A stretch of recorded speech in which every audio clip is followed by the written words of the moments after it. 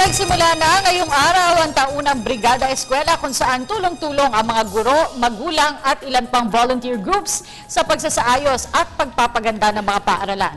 Sa pamamagitan nito ay tiyak na magiging komportable at maayos ang unang araw ng mga estudyante para sa school year 2013-14. Si Bianca Piedad sa detalye.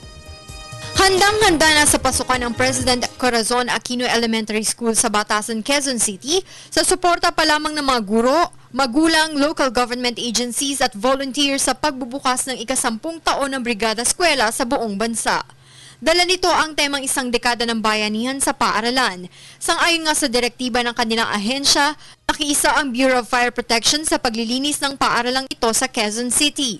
Makikibahagi sila mula una hanggang huling araw ng brigada. Ang primary na trabaho namin ay ganun naman paano paglilinis saka sa mga kung anong mga problema tungkol po sa kung paano kami makakatulong. Ayon naman sa prinsipal ng paaralan na si Ginoong Paul Medrano Jr., prioridad nila na matapos ang pag-aayos ng mga classroom para sa inaasahang mas maraming enrollees ngayong taon. Ang pinaka-priority namin kasi dito ay classroom. Kasi kulang kami ng classroom, kaya ang pinag-anuhan namin ngayon, pinagsikapan namin na mahati namin ang isang classroom namin para pagkasayan yung mga bata. Magpapatuloy naman sa pagpipintura, paggawa at paglilinis ng eskwelahan ang mga makikilahok sa Brigada Eskwela hanggang May 25. Ikinagalak naman ng Department of Education na mas kakaunti na ngayon ang mga kailangan pang kumpunihin at linisin kumpara noong mga nakaraang taon.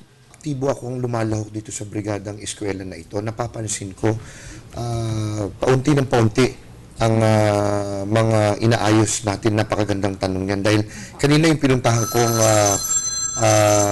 paaralan sa Tanawan, Batangas.